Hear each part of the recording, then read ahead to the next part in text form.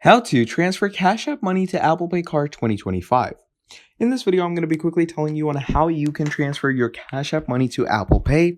So, first of all, let me clear this out that there is no direct way to do this. So, how will you do it? Now, to do this for yourself, what you're going to do is you're going to make sure that your Cash App card, your Cash App credit or debit card, is added in your Apple Wallet.